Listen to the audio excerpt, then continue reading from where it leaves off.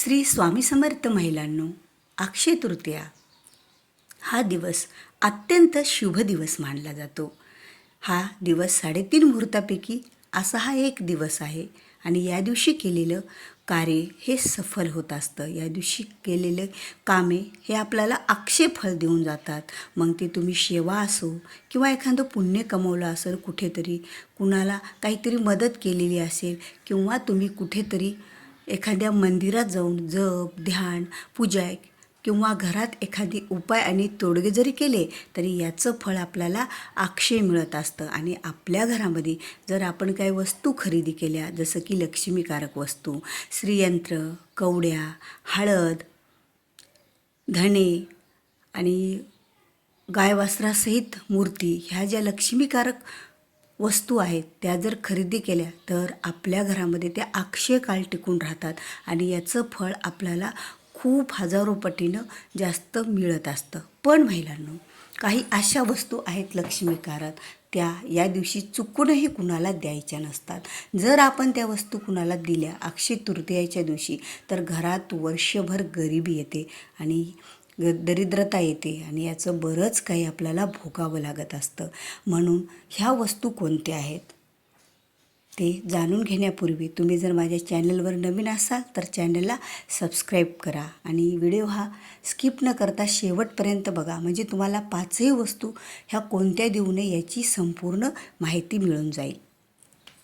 तर अक्षय तृतीया हा दिवस खरंच या दिवशी केलेले कार्य हे शिवफल देतात. पण ह्या ज्या 5 वस्तू आहेत त्या कुणालाही द्यायच्या नाहीत. तर त्या कोणत्या आहेत तर बघा, पहिली वस्तू म्हणजे मीठ. आता मीठ आपल्या सर्वांच्याच परिचयाचं आहे, कारण मिठाशिवाय सर्व पदार्थ आळणी आणि बेचव असतात. जे मीठ आहे ते आपल्या घरातील नकारात्मक ऊर्जा बाहेर काढत असतं, बरोबर आहे. पण मीठ हे समुद्रातून खाऱ्या पाण्यापासून बनवलेलं असतं आणि समुद्रातूनच लक्ष्मी मातेचा जन्म झालेला. त्यामुळे मीठ ही लक्ष्मीकारक वस्तू आहे. त्यामुळे चुकूनही ही वस्तू आपल्याला दान स्वरूपात किंवा उसनी किंवा कोणत्याही स्वरूपात आपल्याला कुणालाही द्यायची नाही. ही एक काळजी महिलांना आपल्याला घ्यायची आहे. आता दुसरी कोणती वस्तू आहे ते बघूया. बघा, आपल्या घरामधील जे तूप आहे, तूप हे दुधावर 4 प्रक्रिया केल्याच्या नंतर तूप आपल्याला मिळत असतं आणि ते दुधापासून मिळालेलं तूप असतं. दूध ही गोष्ट लक्ष्मीकारक आहे. दूध हे लक्ष्मी मातेला आवडत असतं. ज्या घरामध्ये सतत दूध न खंडता घरामध्ये दुधाचं पात्र राहतं त्या घरामध्ये लक्ष्मी माता कायमस्वरूपी वास करत असतात. आणि ज्या घरामध्ये तूप असतं त्या घरातील सुद्धा बरेच दोष निघून जात असतात. आणि आपल्या घरामध्ये तूप हे हवनाच्या स्वरूपात किंवा कुठल्याही स्वरूपात तुपाचा दिवा जरी लावला तरी आपल्या घरातील हजारो पटीने ज्या वाईट ऊर्जा असतात त्या घराच्या बाहेर निघून जात असतात. म्हणून तर अक्षय तृतीयेच्या दिवशी हे तूप आपल्याला कुणालाही द्यायचं नाही. बघा, आपल्याकडे तूप जर जास्त असेल तर आपण विकत पण असतो तूप आणि कुणाला उसनं पण देत असतो किंवा कोणत्या तरी स्वरूपात आपण ते तूप कुणालाही तरी देत असतो. पण या दिवशी महिलांनो, चुकूनही आपल्याला तूप हे कुणालाही द्यायचं नाही आहे. आणि तिसरी वस्तू म्हणजे, आता तिसरी वस्तू आपल्या घरातील धने. आता धने हे किती लक्ष्मीकारक आहेत. प्रत्येक लक्ष्मीच्या पूजेमध्ये धने हे वापरले जातात. धन्यांची पूजा केली जाते. धन्यापासून कोथरी बनते, त्यामुळे आपले सर्व पदार्थ हे चविष्ट बनत असतात. आणि हे धने एवढे लक्ष्मीकारक आहेत की धन्यानं भरलेलं भांडं सतत जर आपल्या देवघरामध्ये किंवा आपल्या किचनमध्ये भरून असेल ते नेहमीसाठी, तर त्या घरामध्ये लक्ष्मी माता ह्या कायम वास करत असतात. कारण लक्ष्मीकारक असे हे धने आहेत. जेवढं सोन्याला चांदीला महत्त्व आहे तेवढंच धन्याला सुद्धा महत्त्व आहे.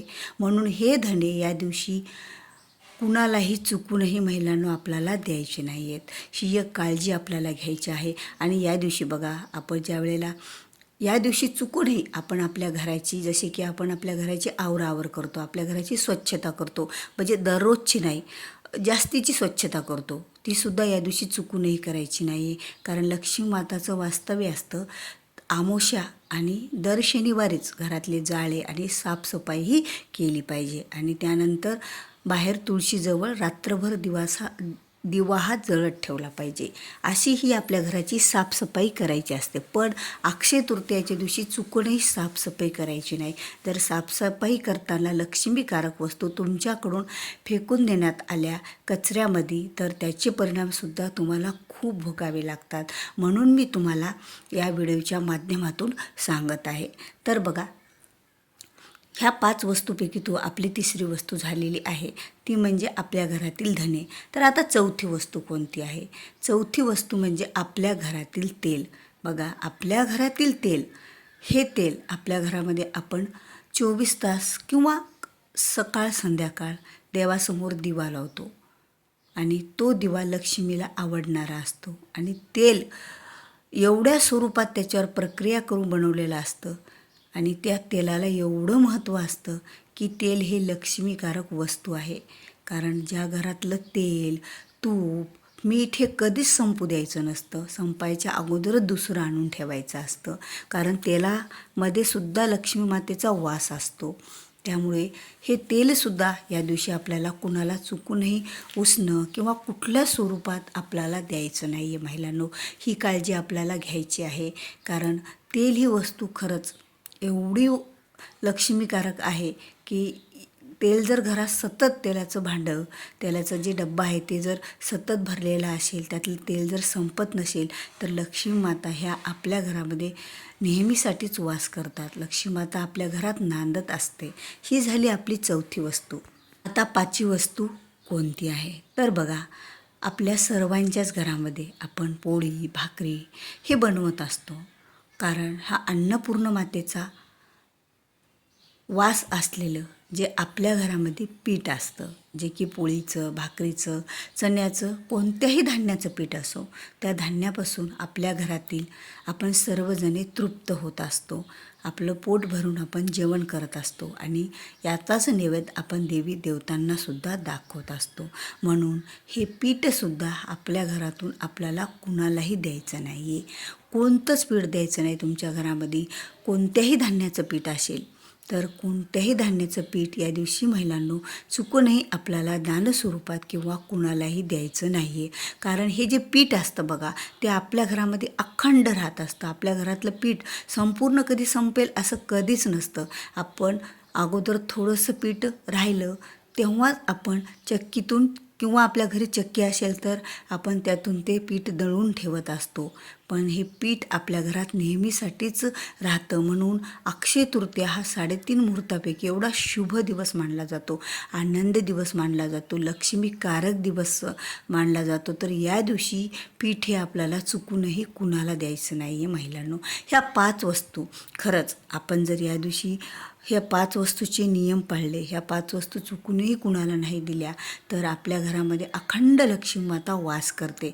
तर या दिवशी दान स्वरूपात काय द्यावं? बघा, या दिवशी दान स्वरूपात एखादा माठ किंवा मातीचा एखादा छोटा माठ किंवा घड्डा, मातीचा घड्यामध्ये तुम्ही पाणी भरून ते ब्राह्मणाला दान केल्यास आपल्याला त्याचं हजारो पटीनं फळ मिळत असतं.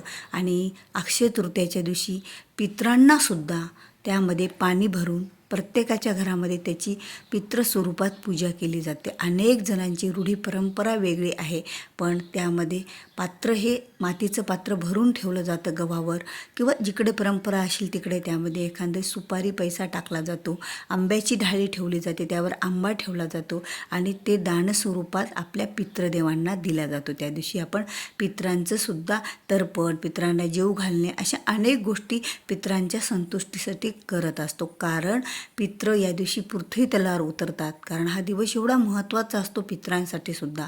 आणि ज्यावेळेला आपण त्यांना काही अन्न देतो, त्या स्वरूपात पाणी देतो, ते त्यांना अक्षय काळ त्यांच्या सोबत राहत असतं आणि त्यांचे शुभ आशीर्वाद आपल्या मुलांना, आपल्या घराला लागत असतात.